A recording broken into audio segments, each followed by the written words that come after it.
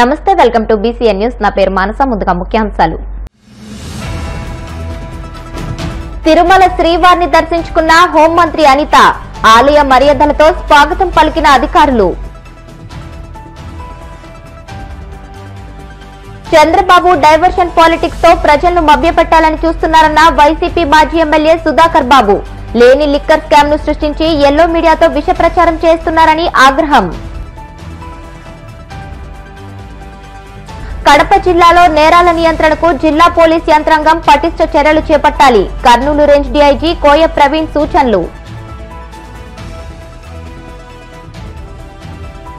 వాడపల్లి వెంకన్న ఆలయంలో ప్రత్యేక పూజలు. మంగళ వాయిద్యాల నడుమ శ్రీ స్వామి అమ్మవార్లకు మేల్కొల్పు సేవ, ఐశ్వర్యలక్ష్మి హోమం. తిరుమల శ్రీ వెంకటేశ్వర స్వామివారిని హోంమంత్రి వంగలపూడి అనిత దర్శించుకున్నారు.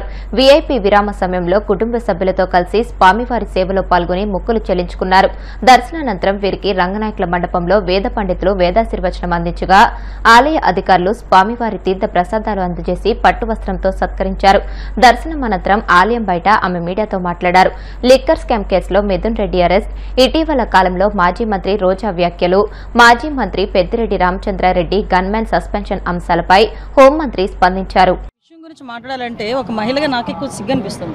చాలా మందికి ఆదర్శప్రాయంగా ఉండాల్సిన రాజకీయ నాయకులు కూడా ఏదో వాళ్ళ తాలూకా ప్రచార ఆర్భాటాల గురించో లేకపోతే వాళ్ళ ఫ్రస్ట్రేషన్స్ తట్టుకోలేకనో నోటికొచ్చినట్టు మాట్లాడడం వల్ల జరిగేది ఏంటంటే వాళ్ళ మీద సింపతి వస్తుందని వాళ్ళు అనుకుంటారు. కానీ ఒక రకమైన ఏహ్య భావం అన్నది ప్రజల్లో కలిగే పరిస్థితి కనిపిస్తూ ఉంది. వాళ్ళు మాట్లాడే మాటలు పిల్లలు కూడా వింటున్నారంటే ఎటువంటి టైప్ ఆఫ్ మెసేజ్ మనం ఇస్తున్నాం?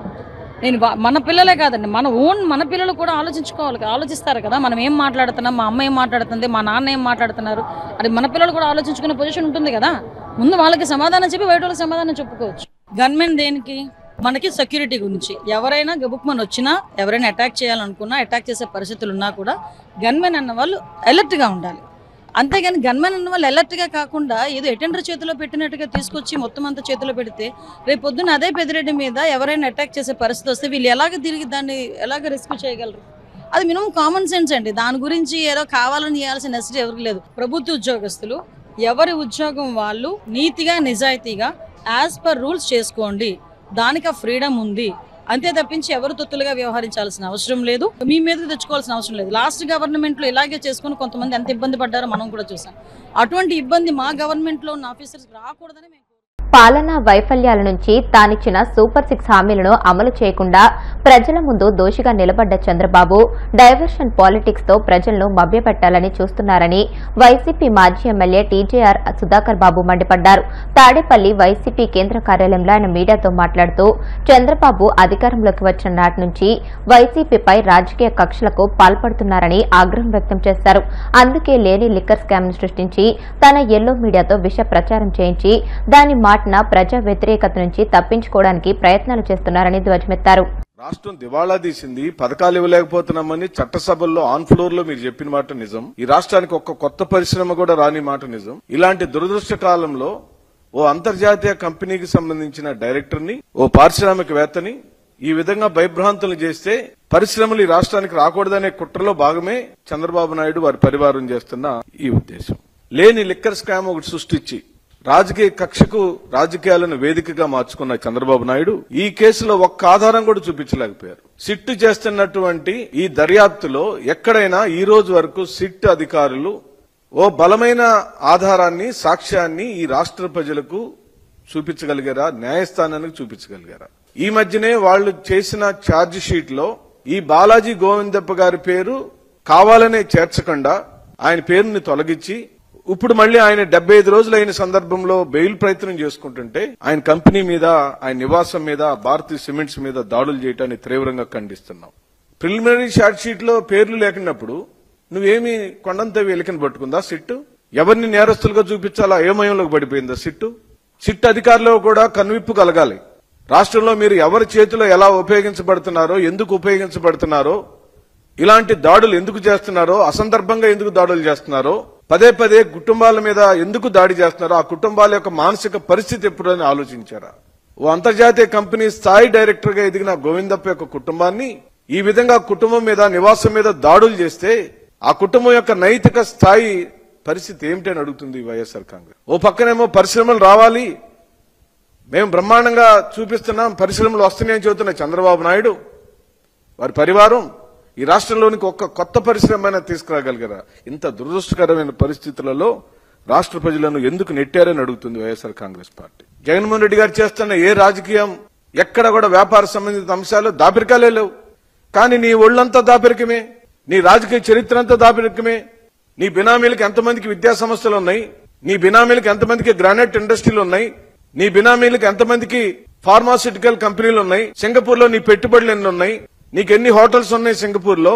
ఈ చరిత్ర అంతా కూడా గవర్నమెంట్లు మారిన తర్వాత ప్రభుత్వాలే నీ సొత్తు కాదు, నువ్వేం రాజువు కాదు, నువ్వు యుద్ధాలు చేసి రాజరికాన్ని పొందలేదు. నువ్వు కేవలం ప్రజాస్వామ్యంలో ప్రజలచే ఎన్నుకోబడిన ప్రజలకు సంబంధించిన ఓ ప్రభుత్వానికి నువ్వు కేవలం కస్టోడియన్ మాత్రమే.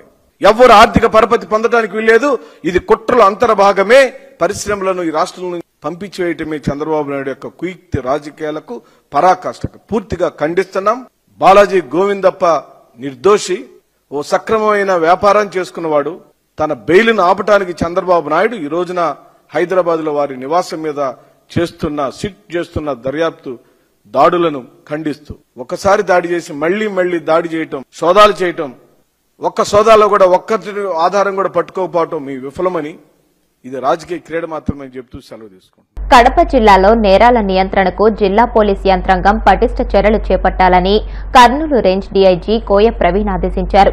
కడపలోని జిల్లా పరిషత్ సభాభవన్ జిల్లా అర్ధవార్షిక నేర సమీక్షా సమావేశం నిర్వహించారు. జిల్లా ఎస్పీ ఈజీ అశోక్ కుమార్ తో పాటు జిల్లాలో గత 6 నెలల నేరాలపై డీఐజీ జిల్లా జడ్జి ఆధ్వర్యంలో నేరాలపై రివ్యూ సమావేశం నిర్వహించారు.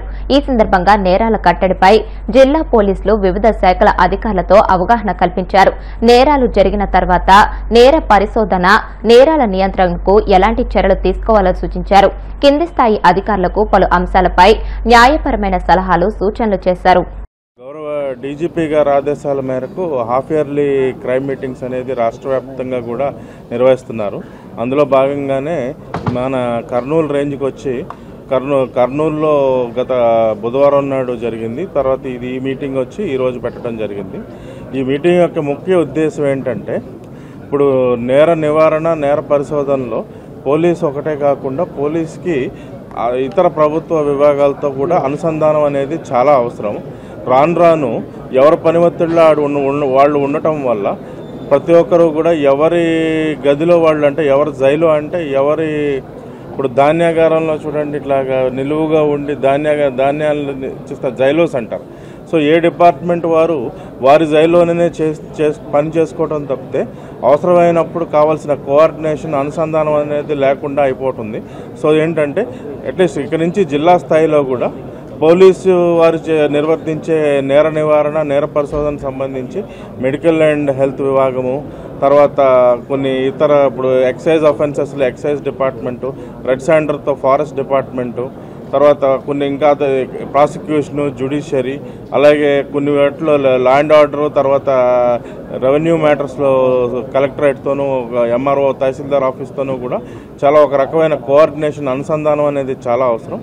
సో దాన్ని పెంపొందించే భాగంగానే ఈ యొక్క హాఫ్ ఇయర్లీ క్రైమ్ మీటింగ్ అనేది ఉద్దేశం. దీనికి తగ్గట్టుగానే మొత్తం జిల్లాలో ఉన్న అన్ని విభాగాల అధిపతుల్ని కూడా పిలిచి ఈ యొక్క మీటింగ్ ని గ్రాండ్ సక్సెస్ చేసిన మా ఎస్పీ గారిని అభినందిస్తున్నాను. కోనసీమ తిరుమలగా బద్దెలుతున్న వాడపల్లి శ్రీ వెంకటేశ్వర స్వామి ఆలయంలో ఆదివారం ప్రత్యేక పూజలు వైభవంగా నిర్వహించారు. మంగళ వాయిద్యాల నడుమ శ్రీ స్వామి అమ్మవార్లకు మేల్కొల్పు సేవను నిర్వహించిన అనంతరం ఐశ్వర్యలక్ష్మి హోమాన్ని జరిపించారు. అర్చకులు శ్రీ స్వామి అమ్మవార్ల వసంత మండపంలో అష్టోత్తర పూజను నిర్వహించగా ప్రత్యేక అలంకరణ లో ఉన్న స్వామిని దర్శించుకుని భక్తులు తరించిపోయారు.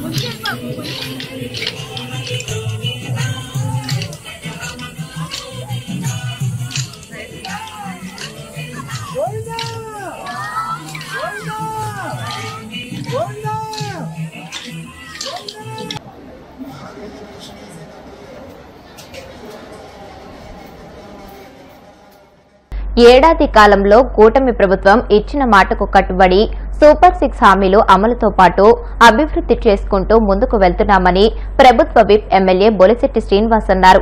పశ్చిమ గోదావరి జిల్లా తాడేపల్లిగూడెం మండలం పుల్లాయిగూడెంలో నిర్వహించిన ప్రజా సమస్యల పరిష్కార వేదికలో ఆయన పాల్గొని మాట్లాడారు. అధికారంలో ఉన్న సమయంలో వైసీపీ ప్రభుత్వం ప్రజా సమస్యలు తెలుసుకునేందుకు కూడా సాహసించలేదని, పరదాల మాటన కాలం గడిపారని ధ్వజమెత్తారు.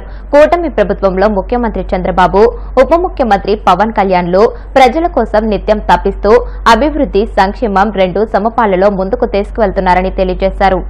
ముందుగా మీరందరూ నన్ను గెలిపించినందుకు మీకు రుణం తీర్చుకునే విధంగా మీ దగ్గరికే మనం వెళ్ళి పనిచేయాలనే ఉద్దేశంతో మనం పనిచేస్తూ ఉన్నాం. గడిచిన సంవత్సర కాలంలో ఏ విలేజ్కి వెళ్ళడానికి రోడ్లు లేవు. అది ఒకటోటిగా పునరుద్ధరణ చేసుకుంటూ అభివృద్ధి చేసుకుంటూ ఇంటికి మనం బయటికి రావడానికి కూడా సమయం లేకుండా గత సంవత్సరం నుంచి కూడా సమస్యలు వెలుగుతో ప్రతి ఇంటికి రావడం జరిగింది. సాయంత్రం 5 వరకు ఎక్కడ కదలడం లేని సందర్భం గడిచిన సంవత్సరం నుంచి కూడా. మరి మన వాళ్ళందరినీ కాదని ఇంటికి వచ్చిన వాళ్ళు కలవకుండా మనం ఇక్కడ రావడం కరెక్ట్ కాదని చాలా ఆలస్యమైనప్పుడు కూడా ఈరోజు మిమ్మల్ని అందరినీ కలవాలి. కలవడమే కాదు, మీ సమస్యలు తక్షణం పరిష్కారం చేయాలి. ఇవాళ అధికారులు కూడా నేను తెలియజేస్తూ ఉన్నా, ఎవరైనా మీ దగ్గరికి వచ్చినప్పుడు ఫస్ట్ మర్యాదగా పనిచేయండి. సెకండ్, డబ్బు ఎవరిని అడగకూడదు, మళ్ళీ రేపురా అనకూడదు. అలాంటి అధికారులు ఉంటే నా దగ్గర పని చేయక్కర్లేదు, లీవ్ పెట్టి వెళ్ళిపోవాల్సిందిగా మిమ్మల్ని కోరుతూ ఉన్నాం. ఎందుకంటే ప్రజలు మనల్ని నమ్మి ఓట్లేశారు. గడిచిన మీరు ఎవరైనా కూడా చెప్పొచ్చు, మేము 4 రోజులు అయిందండి సచివాలయానికి వెళ్ళాం, వాళ్ళు ఎవరో పట్టించుకోవట్లేదు, ఆన్లైన్ చేయాలంటే డబ్బులు అడుగుతూ ఉన్నారు. కాబట్టి ప్రజలకి చాలామంది కావాలని ఆన్లైన్ చేయకుండా ఇక్కడ ఏ సమస్య ఉందని పొలాలు ఆన్లైన్ చేయలేదో నాకు అర్థం అవట్లే. ఇవాళ చాలామంది పిల్లలకు ఆస్తులు ఇచ్చారు, ట్రాన్స్ఫర్ అవ్వట్లేదు. ఇవన్నీ ఒకటి ఎవరి కాలని అడిగితే ఇబ్బంది పెట్టి వాళ్ళ దగ్గరికి వెళ్తే సర్వేర్ దగ్గరికి వెళ్ళమన్నారు, సర్వే దగ్గరికి వెళ్తే మరి రెవెన్యూ వాళ్ళ దగ్గరికి వెళ్తే ఎండిఓ దగ్గరికి వెళ్ళమంటున్నారు. కానీ అంత కన్ఫ్యూజ్ చేస్తే రేపొద్దున్న ప్రజలు చెప్పుతో కొడతారు. రేపొద్దున్న మిమ్మల్ని కాదు, రాజకీయ నాయకుల్ని. మీకు ఎందుకు ఓట్లు వేసాం మేము? గడిచిన 5 సంవత్సరాల్లో వైఎస్ జగన్మోహన్ రెడ్డికి 154 సీట్లు ఇస్తే ఆ రోజు మరి మళ్ళీ ఆయన ఓడించారు అదే ప్రజలు. ఎందుకు ఓడించారు? ప్రజలు నిర్లక్ష్యం చేశారు, ప్రజలను పట్టించుకోలేదు. ప్రజల సంక్షేమం పేరులో ముసుగులో కొంత డబ్బు వాళ్ళకి వేసి మిగతా డబ్బంతా మీ జేబులు వేసుకున్నారు. దానికి ప్రజలు ఆలోచన చేశారు. గౌరవనీయులైన మాజీ ముఖ్యమంత్రి మరి చంద్రబాబు నాయుడు గారు అయితే ఈ రాష్ట్రానికి జరిగిన ఆర్థిక లోటు నుంచి బయటపడాలంటే, ఈ రాష్ట్రాన్ని కాపాడాలంటే చంద్రబాబు నాయుడు గారు ఉండాలి అని ఆలోచన చేశారు. దానికి తోడుగా పవన్ కళ్యాణ్ గారు నిజాయితీ పరుడు కావాలి, నరేంద్ర మోడీ గారు సహకారం కావాలి. ఇవన్నీ కలిపితేనే కూటమి. ఈ కూటమిని గెలిపిస్తే మనకు మంచి జరుగుద్దని మనం ఓట్లేశారు. వాళ్ళ కట్టిన పన్నులతో, ప్రజలు ఇచ్చిన డబ్బులతో మనం బతుకుతున్న విషయాన్ని అధికారులందరూ గుర్తుపెట్టుకోవాలని తెలియజేస్తూ ఉన్నారు. పబ్లిక్ సర్వెంట్, అధికారం అంటే పబ్లిక్ సర్వెంట్, రాజకీయం అంటే పబ్లిక్ సర్వెంట్. మీకు సేవ చేయడానికి వచ్చి ఇవాళ దాన్ని దోచుకోవాల్సిన అవసరం మాకైతే లేదు. ఖచ్చితంగా మీకోసం పనిచేస్తాం. మీరు నన్ను కడుపులో మీ కన్నబిడ్డలాగా చూశారు, నన్ను గెలిపించారు, అత్యధిక ఓట్లు మెజార్టీ ఇచ్చారు. మీ బాధ్యత అయిపోయింది, ఇక నా బాధ్యత మిగిలింది.